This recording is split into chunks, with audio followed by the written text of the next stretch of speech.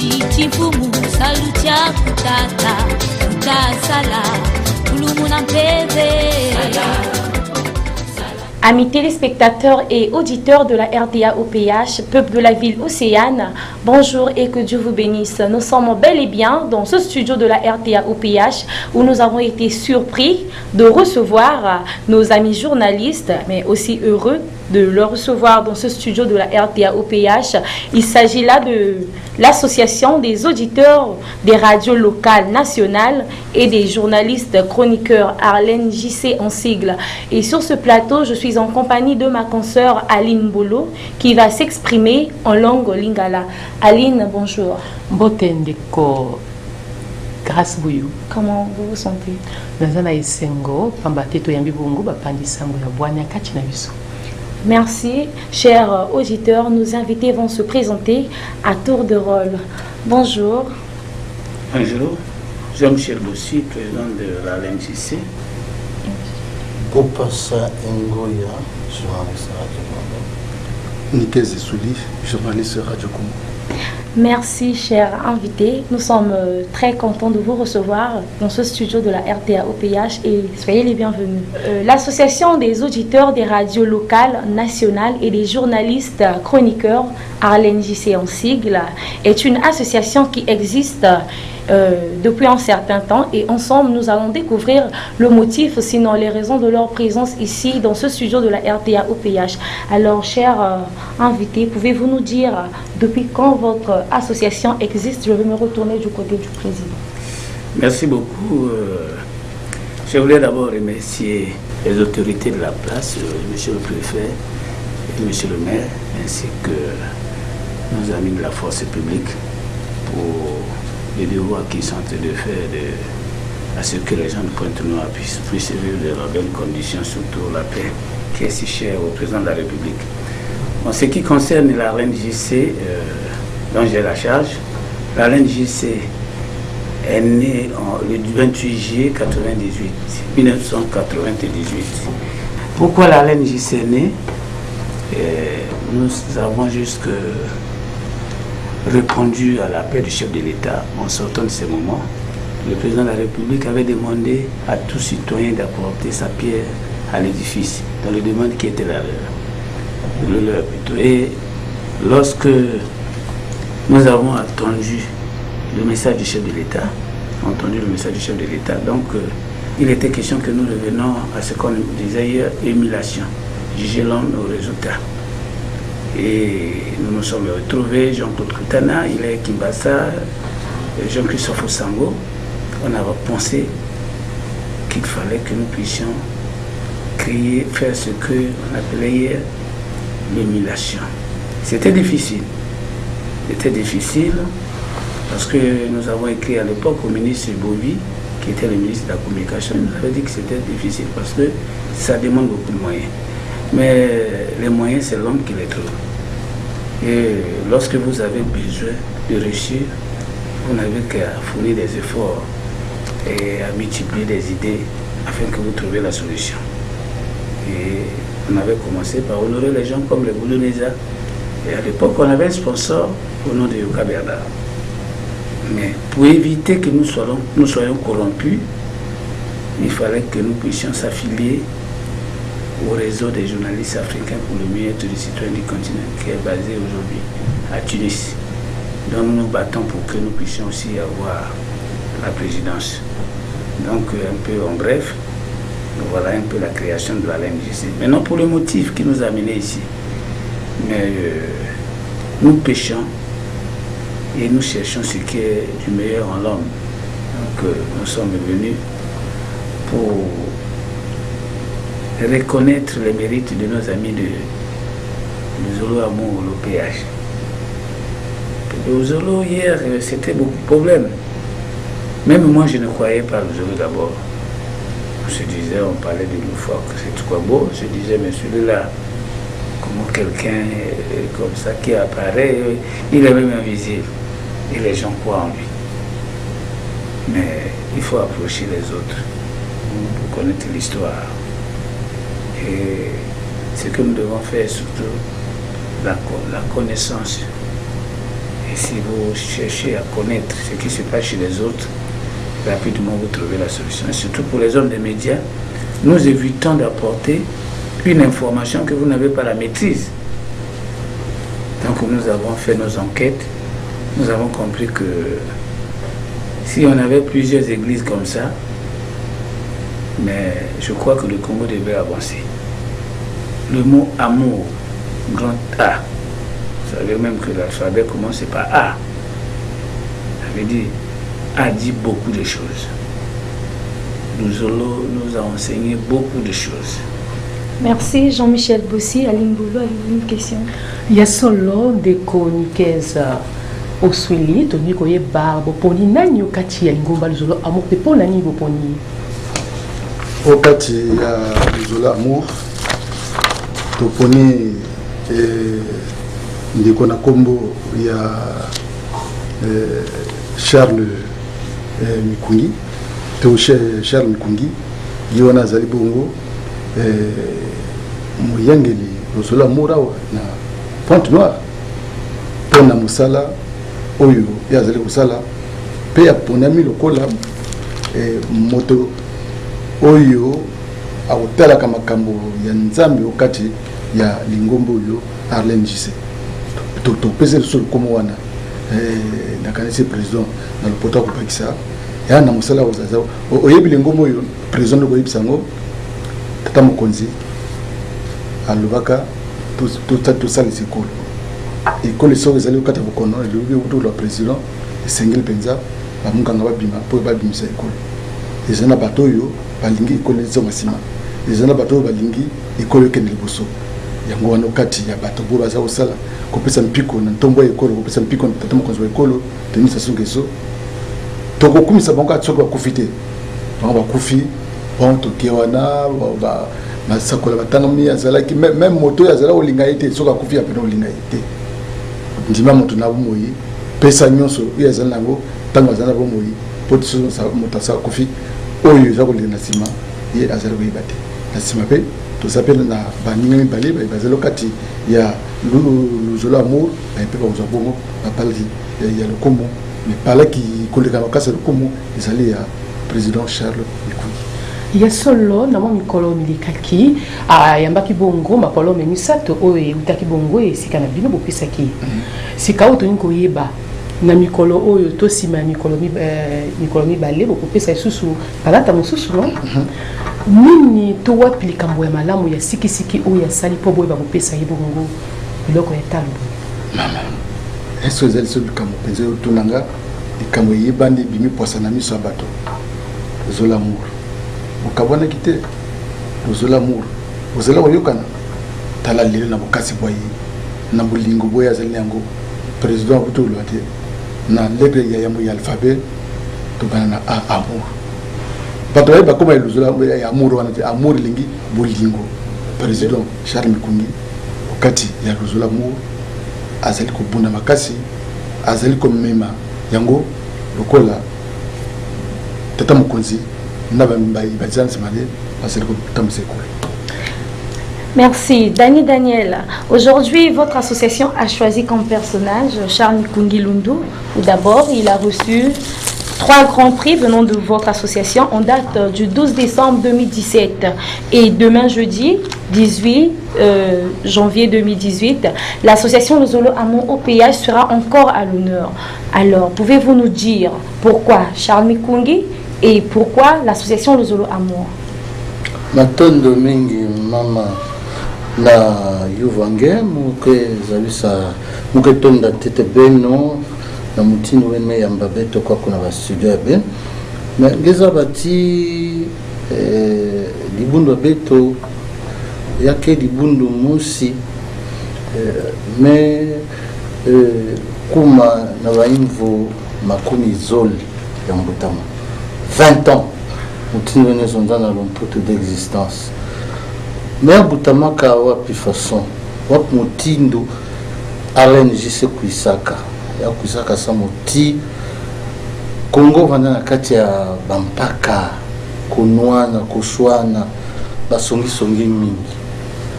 Ben Mositalaka, bet Katuka na guerre à 5 juin. ezanda kuwisana ve mfumo wa luyalo ozwaka dibanza samu na kozabisa na bakongole nyonso ti mambo ya kunwana ketongaka bwala ve muntu ni muntu yani vanda na nzati yani vanda na mfinda yani vanda na ntoto yani vanda na administration to na bureau kalaka tango melunga samu na kutunga bwala muntu ni muntu mosi kote yandi kele nge journaliste nunu mosadi bilanga beto fana kuyonzama samu na kutunga bwala ya kivuka beto president za Lusaka na beto ti beto kuka kudiata na manima muntu ve beto vanda na nzila mosi ya dibanza mosi ya kutala ti tala kaninge me sala mbote betme solange kefana zabati na Alain JC na bamvula makumi zizole na mbutama yani betme pesa makabu samu na kuzabisa na bantu ti mama mosi anme kwela na bakala ya kwela bakala ya bamebuta bana makumi zole 20 enfants anme buta na bakala kaka na bakala yani bazwana etala yake mpasi mingi ana kuvana yake mingi veke sala pelina betme pesa makabu samu na kuzabisa na peuple congolais te babantu mingi bamfumu bakaka na luzo na ngolo ya beto bamekuma ba ministre ba DG ba DD mais kilumba bu benizabisa na mono ti betme kuzadia ka kupesa masika na président Charles Mikungi Lundu mais ngeza bati Charles Mikungi Lundu yakele mangolo mabanza ya yani musi papa Emile Lufasiti Kwabo mutindo ete zola beto na wenze na potopoto ke zonzate bafula yengenge afula makana papa Emile yandi pikana na di bundu kumaka na vwanzi muntu na muntu kezola kwenda na nzila na yandi bakaka kezolaka kudia mingi mekusala ve mayani mezonza ti yakele kimvuka betu nyonso betu yonzama betu fana na zola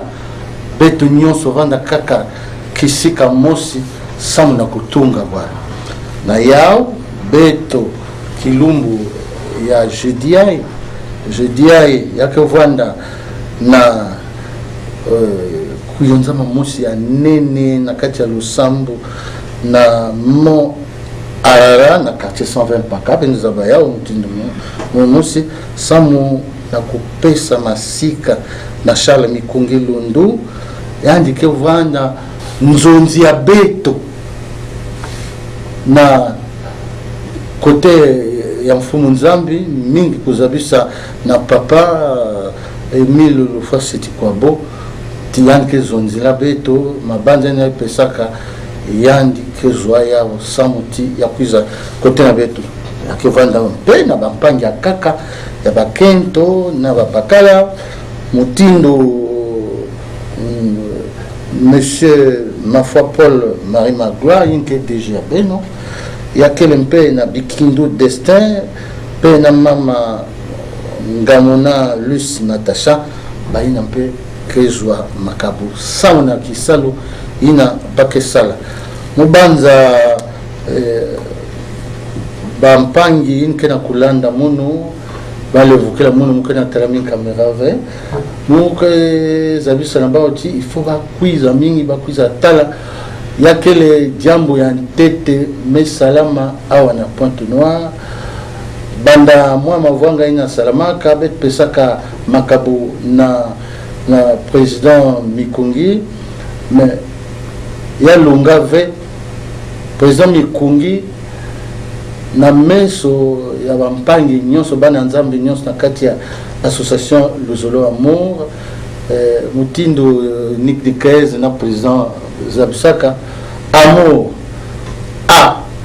yakele na luputo kiboklaka lettre ya tete na alphabet samu na kubanda kusonika ifonge banda tete na a yake na b mais a ina yake le a ya lozolo ya zola ya kuzola mpangi kuzola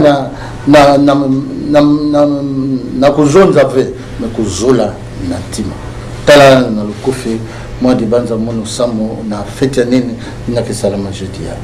Oui, vous avez décoré Charles Mikungi. Il est peut-être pour vous un meilleur, mais aujourd'hui, pourquoi conseiller spirituel? Et qu'est-ce que vous connaissez en matière de spiritualité? Ben, moi, quand je suis maman, je suis chrétien. Je suis chrétien. Mabunda nzambi kele mingi wana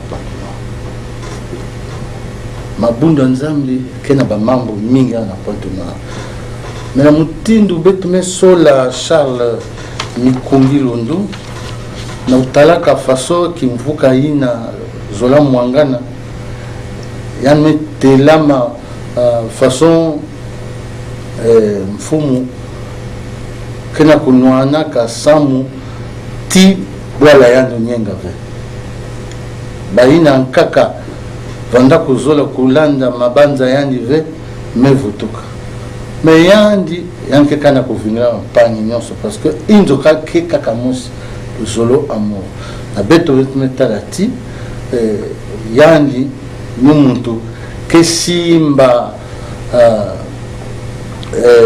nkakulu ya kutunga bwala ya kutunga luzolo ya kutunga samna kuvandisa association luzolo amour na sika motindo papa Emile Lufwa seti kwabo keza bisaka motindo nyoso na baina na bisambidi na yali. Merci Dani Daniel et Jean-Michel Bossi. Nous voulons savoir, en dehors de Charles Mikungi, vous avez eu à décorer combien de personnages? À Pointe-Noire, je crois, le préfet Paka était honoré, je crois, en 2004. Nous avons le nouveau préfet du Quilou, qui était lauréat quand il était maire à Dolisie. Et il vient, au moment où nous étions venus pour honorer nos amis de Bouzolo, il avait reçu aussi ces deux prix. Il y a plusieurs d'aider quelques femmes de ménage. Parce que nous ne nous arrêtons pas seulement aux hommes politiques et aux administrateurs, mais nous fouillons même dans les maisons. Nous sommes avec la population même quand ils sont dans les chambres, parce que nous recevons les informations. Nous sommes comme un poisson dans l'eau, nous circulons partout. Et la question que vous avez posée à Michel et à Bopassa Ngoya, vous savez que personne n'est censé ignorer Dieu. Dieu, nous l'appelons le Tout-Puissant. Pourquoi Tout-Puissant? Parce que aucune personne ne peut arriver au niveau de cet homme invisible. C'est lui le Créateur. Mais à laisser sur terre ses enfants spirituels. Mikungi Londo Charles, il fait partie des envoyés spéciaux de Dieu. Vous savez, j'ai discuté avec un ami, il est à Kinshasa, un collègue, qui me disait, président, il faut prier. Mais les gens pensent que prier, il faut toujours voir en face de toi un homme blanc, avec la peau rouge, jaune ou quoi. Mais nous avons aussi nos hommes qui répondent de Dieu valablement sur terre. Il y a eu comme les Matois, les Kimbangistes, papa, celui qui est à Kamba là-bas, c'est mon Kimbango. Et Emile Lufwa, c'est trop bon. Et nous avons analysé tout ça. Le résultat est arrivé. Et nous voici, parce que nous ne pouvons pas rester nous-mêmes comme les enfants orphelins. Nous avons pensé à être protégés au niveau de Pointe-Noire quand nous venons. Au moins spirituellement, nous savons que nous sommes protégés. Et qui peut faire ça? Ce n'est que Charles Mikungi Londo nous avons pensé qu'on ne peut pas le laisser comme ça. Il faut qu'il y ait l'acte de naissance qui fait que cet homme est devenu notre père spirituel. Donc, ils sont nombreux, mais les autres ne peuvent pas être jaloux. Parce que moi-même seul, je ne peux pas le faire. Yes, solo, matondi mapesa na Michel Jean Roussi, ndeko Nikez Esuli, okoyi koyebisa biso, soki ba o ebini bopesa ka polo meto bolatisa ka petena ezali bongo, bazali bongo okati ya lingomba na bino to bopesa ka bango kaka pona evande to esaleli na bango ya malamu. Président Michel Bossa okoyebisa ngo biso dozali lokola mbisi na mai. Yo pe kozala moko pe ya biso. Kozala pe liso na biso na lubi yote me yo pe kozala bongo. Me yo pona koyeba mboka ya bato. Soki osolela mutamboka wana te. Yo tambola mboka wana ningi. Ngole tozoka moto pali pati. Tozoka moto poete mbongo na ye, sango na ye, bozui na ete.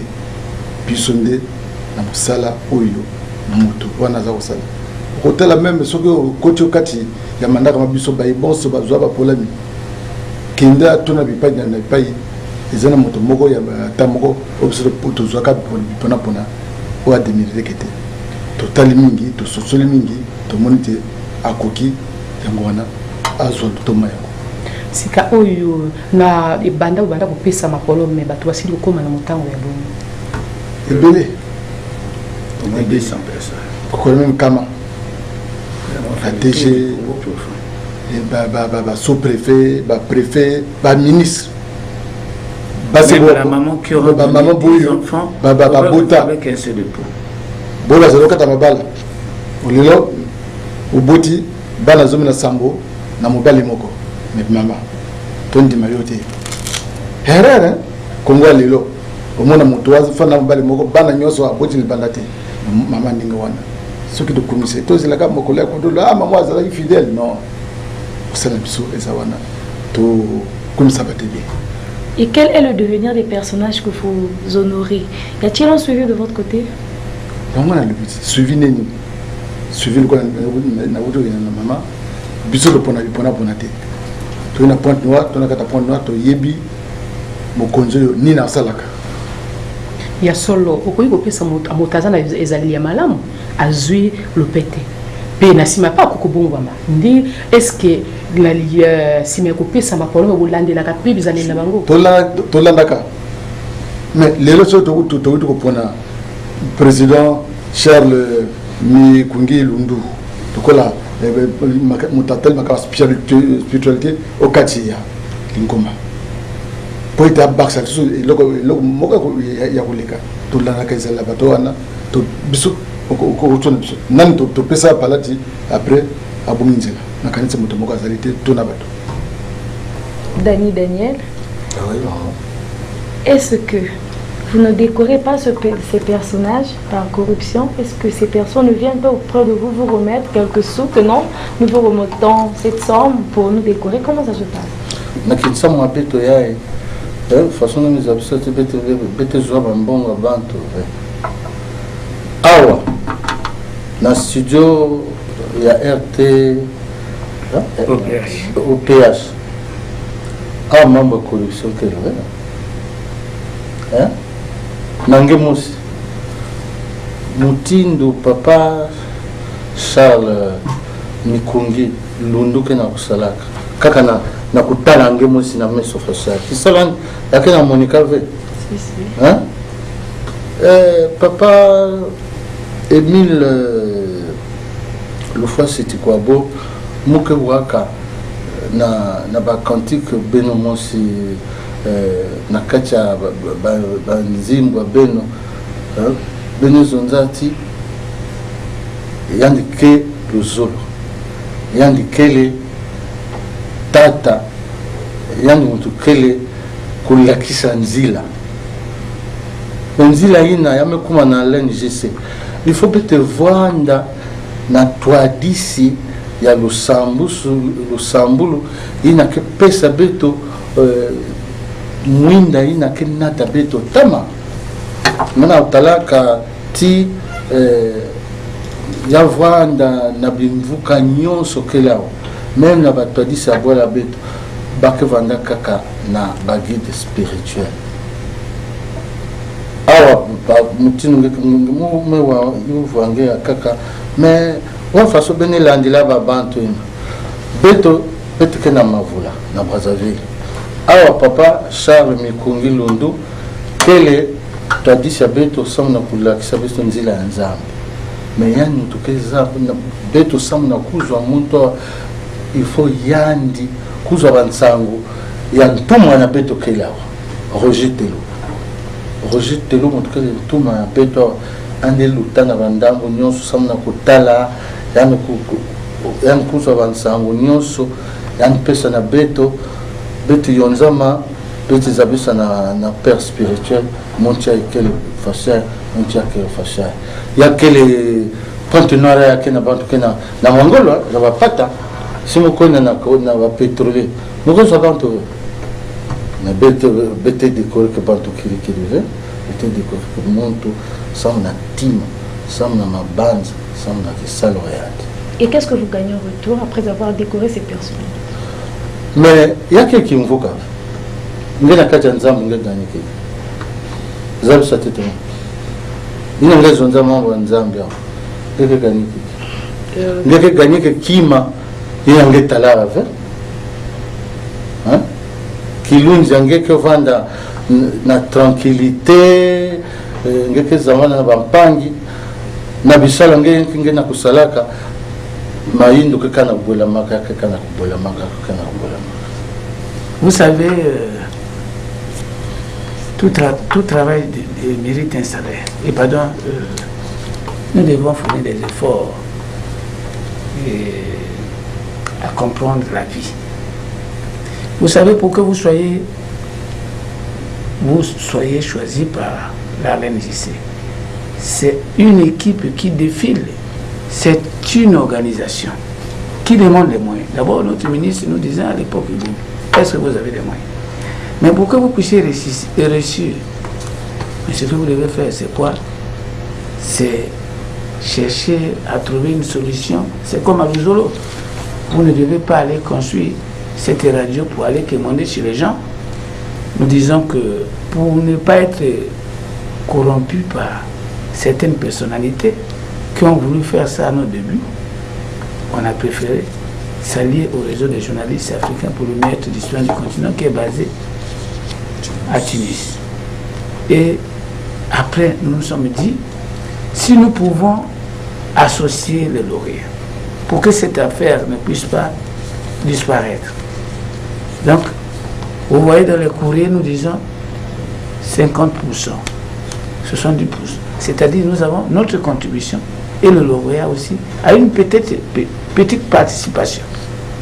Il y a des gens, quand ils vont le voir à la télévision, ils vont dire, ah non, pourquoi c'est mon lui? Il a corrompu ces hommes. Non, c'est parce qu'il est excellent, parce qu'il est formidable, parce que c'est un homme fort. Il est tellement trop merveilleux que nous devons l'honorer. Merci, cher invité, un homme fort, un homme merveilleux, Charles Mikungi Lundu. Amis téléspectateurs et auditeurs de la RTA OPH, nous voici arrivés au terme de ce plateau spécial où nous étions là avec les journalistes, nos amis de l'Association des auditeurs des radios locales, nationales et des journalistes chroniqueurs à l'NJC en sigle. Et sur ce plateau également, j'étais en compagnie de ma consoeur Aline Mbolo qui s'est exprimée au cours de ce plateau spécial en langue lingala et elle aura sûrement quelque chose à dire.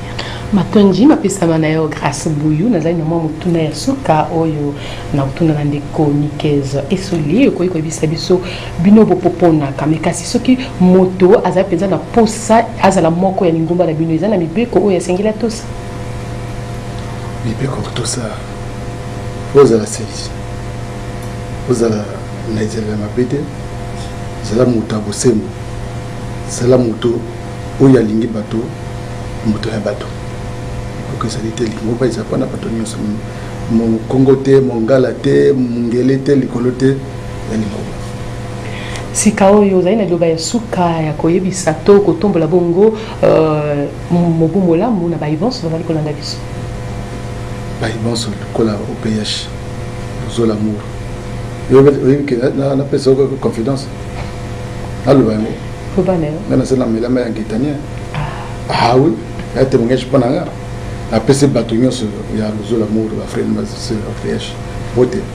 Bato aponcha penza nzambe abati bakango makanisi lobby moto azangate na Mont Arara bobuti Arat Mont Arat moto azangate pour hôtel Kafumba Mubange ya Mululu nanu salamate anaponcha ya solo ndeko Nikez esuli ya ebisi ete moto azangate mokolo mwa lobby na bangonga ya zomi ya mitano kuna na ngomba ya Arat esika wap bakolatisa sulo pete na ndeko Charles Mikungelu Ndu mokambi biko pen biko deka nina yango na zungisi bongo liloba na ndeko Grâce Bouyou. Merci Aline Bolo. Bopassa Ngoya. Dani Daniel, avez-vous quelque chose à dire?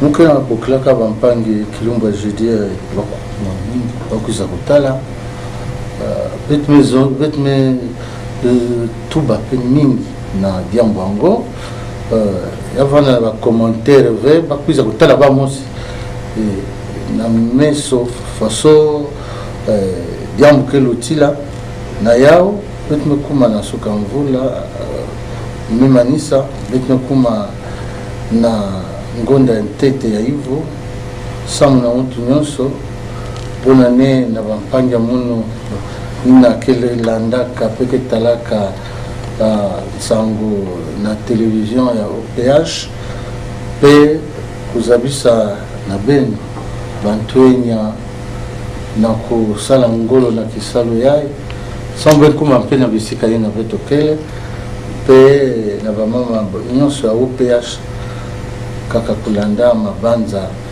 ya ngudi ya Luzolo ya Kintwadi ina tata Emile Lufoseti kwabo kelutisaka na kati ya dibanza ya papa Londo Mekungi ina kele mfumo samu na beto na ina mitadila kimbuka beto. Merci Dani Daniel, chers téléspectateurs et auditeurs de la RDA OPH.